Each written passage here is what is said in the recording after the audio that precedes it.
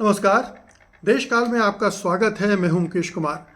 तो दोस्तों, आखिरकार जैसी की घोषणा की थी प्रशांत किशोर उर्फ पीके ने या प्रशांत कुमार पांडे ने, आज उन्होंने अपनी पार्टी का ऐलान कर दिया। पार्टी का नाम है जन स्वराज पार्टी। और पार्टी के ऐलान करते वक्त उन्होंने कुछ वादे भी कर दिए, कुछ घोषणाएं भी कर दी। पहली तो महत्वपूर्ण घोषणा यही है कि अगर वो सत्ता में आए तो शराबबंदी को हटा देंगे।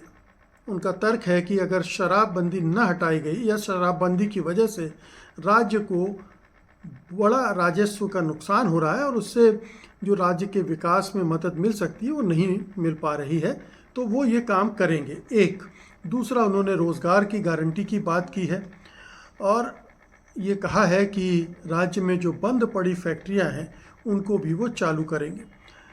इस पर हम बाद में आते हैं। पहली बात तो ये है कि 2-2.5 साल से प्रशांत किशोर बिहार में यात्राएं कर रहे हैं, गांव-गांव घूम रहे हैं, शहर शहर घूम रहे हैं और हर एक को ये समझाने में लगे हुए हैं कि ये जो दो पार्टियां हैं, ख़ास तौर पर आरजेडी और नीतीश कुमार की पार्टी या बीजेपी को भी ले लें, दोनों गठबंधन जो है वो मोटे तौर पर जातिवादी गठबंधन है और घूम फिर कर वही वही राजनीति कर रहे हैं और इनसे बिहार का भला नहीं होगा। बिहार का भला हम करेंगे। हम एक नई तरह की राजनीति लाना चाहते हैं जिसमें बिहार का विकास सबसे ऊपर होगा और ये सारे जो मुद्दे हैं जातियों से जुड़े या संप्रदाय से जुड़े, वो पृष्ठभूमि में चले जाएंगे। सुनने में बातें बड़ी अच्छी लगती हैं और ये एक तरह से आप कहें तो इसी तरह की बातें आम आदमी पार्टी भी करती थी और आम आदमी पार्टी भी इसी तरह के वादे करके सत्ता में आई थी। अब सवाल उठता है कि क्या प्रशांत किशोर की पार्टी बिहार में आम आदमी पार्टी की तरह कोई भूमिका अदा करना चाह रही है? क्या प्रशांत किशोर इस एजेंडे पे काम कर रहे हैं कि वो आम आदमी पार्टी की तरह कांग्रेस के वोट बैंक को नुकसान पहुंचाएं, या जो पार्टियां बीजेपी के विरोधी हैं, एक जो उनका वोट बैंक है उसमें सेंध लगाएं और अपनी ताकत को मजबूत करें? अगर ये उनका इरादा है तो इसीलिए उन पर ये आरोप लग रहे हैं कि प्रशांत किशोर की पार्टी दरअसल बीजेपी की बी टीम है। ध्यान रहे कि प्रशांत किशोर हालांकि बीजेपी पर भी हमले कर रहे हैं और कभी कभार मोदी जी पर भी हमले कर बैठते हैं, लेकिन मोटे तौर पर अभी तक उन्होंने जो राजनीति बिहार में करने की कोशिश की है उसका संदेश यही निकलता है कि वो बीजेपी का विरोध कम कर रहे हैं, आरजेडी का विरोध ज़्यादा कर रहे हैं, बीजेपी के नेताओं का विरोध कम कर रहे हैं, तेजस्वी यादव का विरोध ज़्यादा कर रहे हैं। यानी वो तेजस्वी यादव, लालू यादव वाली पॉलिटिक्स का विरोध ज़्यादा कर रहे हैं और बीजेपी और नीतीश कुमार की पार्टी जेडीयू की जो राजनीति है उस पर अटैक कम कर रहे हैं। उन्होंने जो घोषणाएं की हैं टिकटों के बंटवारे को लेकर, इसमें भी उसने भी ये सवाल खड़े किए हैं। जैसे उन्होंने कहा कि वो 40 सीटों पर मुस्लिम कैंडिडेट को टिकट देंगे। अब ये सब जानते हैं कि मुस्लिम ज़्यादातर वोट किस पार्टी को करते हैं। अब उस वोट बैंक में सेंध लगाने की कोशिश अगर प्रशांत किशोर कर रहे हैं तो उससे किसको फ़ायदा होगा? जाहिर है कि उससे बीजेपी को फ़ायदा होगा, नीतीश कुमार को फ़ायदा होगा, यानी एनडीए गठबंधन को फ़ायदा होगा और नुकसान होगा आरजेडी और कांग्रेस का। तो ये इस राजनीति के तहत अगर वो मैदान में उतर रहे हैं तो इसीलिए आरजेडी ने, लालू यादव ने, मीसा भारती ने सीधे सीधे उन पर आरोप लगाया है और इस पूरे प्रशांत कुमार की पॉलिटिक्स को उन्होंने इस तरह से परोस दिया है कि जैसे ये यादव बनाम पांडे की लड़ाई हो। उन्होंने सीधे सीधे कहा भी है कि पांडे तो हमेशा ही यादवों को गाली देते रहे हैं और यादवों को गाली देकर अपना वोट बैंक बनाते रहे हैं। तो ये मीसा भारती ने अटैक किया है। अब इस पूरे नैरेटिव को समझने की कोशिश कीजिए। ये मीसा भारती का जो टोन है वो ये सेट कर रहा है कि प्रशांत पांडे ब्राह्मण हैं, अपर कास्ट हैं, यादव वो तेजस्वी यादव उनकी पार्टी वो ओबीसी की पार्टी है। अब ये ओबीसी बनाम अपर कास्ट या ओबीसी बनाम ब्राह्मण की लड़ाई में वो तब्दील कर रहे हैं ताकि प्रशांत किशोर को एक ब्राह्मण नेता के रूप में उनका टैग लगा दिया जाए और उनको दरकिनार किया जाए। ये भी वही करते रहे, प्रशांत किशोर भी बार बार यादवों को पर अटैक करते रहे, तेजस्वी यादव पर अटैक करते रहे। इसलिए आरजेडी में सबसे ज़्यादा चिढ़ प्रशांत कुमार पांडे को लेकर देखी जाती है। तो ये दो तरह की पॉलिटिक्स आपको अब इमर्ज करती हुई दिखेगी। प्रशांत किशोर के लिए बिहार का जो चुनावी मैदान है वो आसान नहीं है। साल भर बाद वहाँ चुनाव होने जा रहे हैं, नवंबर में ड्यू हैं बिहार में चुनाव। हो सकता है नीतीश कुमार पहले करवाना चाहें तो पहले भी हो सकते हैं, वो कह भी चुके थे कि पहले करवा लेना चाहिए चुनाव। लेकिन अगर पहले नहीं भी होते तो नवंबर तक का समय है प्रशांत किशोर को अपनी राजनीति को, अब अभी तक तो मार्च की राजनीति कर रहे थे, वो तो नहीं कह रहे थे कि हम मतलब कह भी रहे थे कि वो पार्टी लॉन्च करेंगे और 2 अक्टूबर की डेट उन्होंने तय भी की थी और उन्होंने वो लॉन्च भी कर दी। लेकिन पहले वो एक जन जागरण यात्रा पर निकले हुए थे और उसके ज़रिए अपनी पैठ बना रहे थे बिहार की जनता में। वो फेज़ अब ख़त्म हो गया है। अब वो पूरी तरह से पॉलिटिक्स में आ गए हैं, चुनावी पॉलिटिक्स में आ गए हैं और अब चुनावी तैयारियां भी वो करेंगे। और उसके हिसाब से चूँकि वो चुनावी रणनीतिकार रहे हैं, सभी प्रमुख दलों के लिए वो अपनी सेवाएं दे चुके हैं, तो उनको एक अंदाज़ा तो चुनावी राजनीति का अच्छा खासा है, अनुभव है। अब ज़मीन पर उसको उतारना किसी पार्टी के ज़रिए वो एक अलग बात होती है, क्योंकि हर पार्टी का अपना संगठन होता है, कार्यकर्ता होता है, नेता होते हैं। प्रशांत किशोर के पास वो इंफ्रास्ट्रक्चर नहीं है, वो नेटवर्क नहीं है, वो पार्टी का ढांचा और संगठन के लोग नहीं हैं और नेता भी नहीं है। इक्का दुक्का नेता उनके साथ जुड़ रहे हैं जिनकी अभी कोई राजनीतिक हैसियत या अहमियत नहीं है।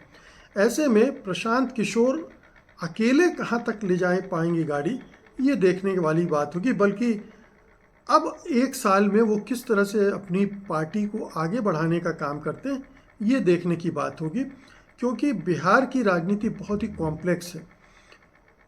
कॉम्प्लेक्स इसलिए है कि वहाँ कास्ट फैक्टर बहुत काम करता है और इसीलिए बीजेपी कभी वहाँ सक्सेसफुल नहीं रही है। क्योंकि वो जिस तरह की हिंदुत्व की पॉलिटिक्स करती है, वो हिंदुत्व की पॉलिटिक्स जब जाति का फैक्टर बहुत मजबूत होता है तो फेल हो जाती है। जैसे कि हमने लोकसभा चुनाव में भी देखा कि जैसे ही जाति एक बड़ा फैक्टर बना, वैसे ही हिंदुत्व का फैक्टर नीचे चला गया और बीजेपी को नुकसान हुआ। बिहार में लगातार ये हो रहा है कि बीजेपी इसीलिए नंबर 1 पार्टी अभी तक नहीं बन पाई है।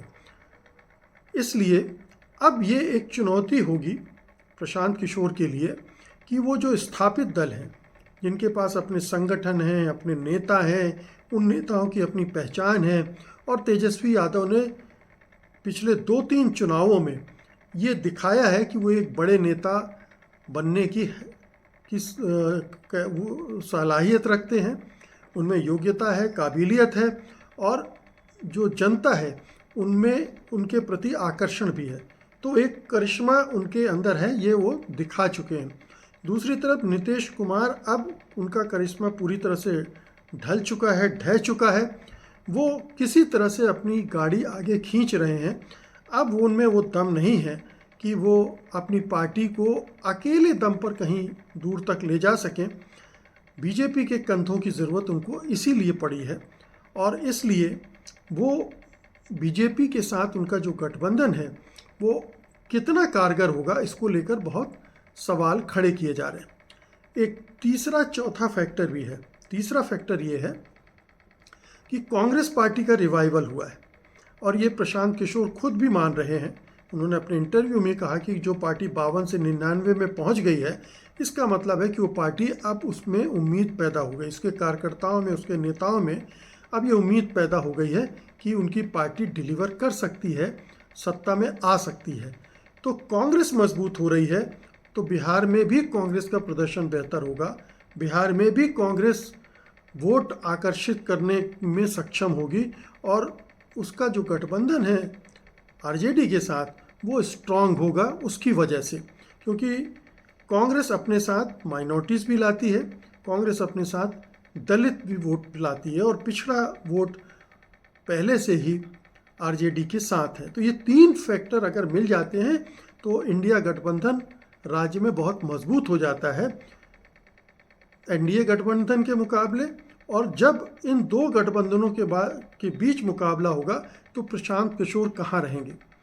प्रशांत किशोर की इसीलिए भूमिका को लेकर संदेह किया जाता है कि क्या वो केवल वोट कटवा के रूप में इस चुनाव में आ रहे हैं या बीजेपी आरएसएस ने उन्हें वोट कटवा पार्टी के रूप में उतार दिया है और वो पूरा खेल उनका पूरी स्ट्रेटजी होगी वो ये होगी कहाँ कहाँ आरजेडी को, कांग्रेस को, इंडिया गठबंधन को नुकसान वो पहुंचा सकते हैं, वहाँ वहाँ कैंडिडेट खड़े करना, बीजेपी के साथ मिलकर, नीतीश कुमार के साथ मिलकर, खुलकर नहीं लेकिन अंदर खाने, इस तरह का तालमेल करके, इस तरह के अंडरस्टैंडिंग के साथ वो अगर आरजेडी को नुकसान पहुंचाते हैं और कांग्रेस को नुकसान पहुंचाते हैं और बीजेपी और नीतीश कुमार को फ़ायदा पहुंचाते हैं तो उसके ज़रिए वो अपने लिए उस गठबंधन में चुनाव के बाद कोई जगह खोज सकते हैं।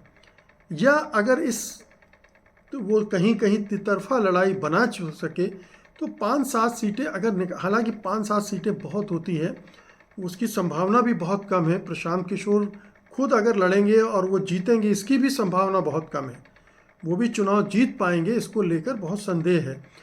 तो सारा कुछ प्रशांत किशोर का दारोमदार इस बात पर है कि वो अंदर खाने बीजेपी और जेडीयू के साथ क्या तालमेल करके अपने लिए कुछ सीटें सुरक्षित करवा सकते हैं ताकि उनका राजनीतिक भविष्य चलता रहे, यानी इस चुनाव में ना सही अगले चुनाव तक वो अपनी कोई हैसियत बना सके, इस कोशिश में रहेंगे। लेकिन उनका सबसे बड़ा जो माइनस पॉइंट है वो है उनका ब्राह्मण होना। बिहार की पॉलिटिक्स में ब्राह्मणों के नेतृत्व में कर पाना पॉलिटिक्स बहुत मुश्किल है। एक तो ये कि बीजेपी सवर्ण वोटों की अकेली ठेकेदार बन गई है, ब्राह्मणों की पार्टी बीजेपी है। अब वो ब्राह्मण बीजेपी को छोड़कर प्रशांत पांडे के साथ क्यों आएंगे, ये सोचने वाली बात है। तो प्रशांत किशोर अपने दम पर कहाँ से वोट पाएंगे, ला भी पाएंगे नहीं ला पाएंगे, ये एक बहुत बड़ा सवाल है। एक न्यूसेंस वैल्यू तो ज़रूर क्रिएट कर सकते हैं। प्रशांत किशोर अच्छे वक्ता हैं, अच्छे एनालिसिस कर लेते हैं चुनाव को अच्छे से समझते हैं, लेकिन इतना काफ़ी नहीं है। इतने से अगर काम चलता होता तो कोई भी इलेक्शन स्ट्रेटजिस्ट अपने लिए रास्ता ढूंढ लेता राजनीति में। ये बहुत बड़ी चुनौती है। प्रशांत किशोर खबरों में रह सकते हैं और सुर्खियां बना सकते हैं उस पर टिप्पणियां करके, लेकिन क्या वो अपनी राजनीतिक ज़मीन बना पाएंगे, इसको लेकर बहुत गहरे संदेह हैं लोगों के दिमाग में। और सबसे बड़ा संदेह तो यही है कि क्या वो बीजेपी की बी टीम है, वो एक वोट कटवा पार्टी है और इतने से ही उनकी अगर ये चर्चा गहरी होती है, मतदाताओं के बीच में जाती है, तो उनकी इमेज भी खत्म होगी, उनकी पार्टी की विश्वसनीयता भी खत्म होगी और उसका परफॉर्मेंस भी बहुत प्रभावित होगा।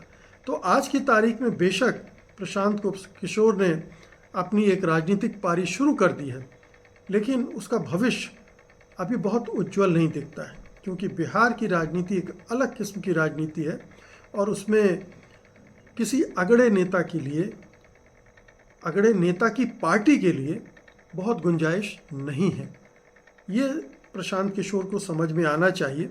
और सबसे बड़ी बात एक और हुई है, और ये प्रशांत किशोर भी स्वीकार करते हैं कि राहुल गांधी अब एक बड़े नेता बन गए। ये प्रशांत किशोर राहुल गांधी के बहुत क्रिटिक होते थे, बहुत निंदक होते थे, कांग्रेस पार्टी के भी और राहुल गांधी के भी।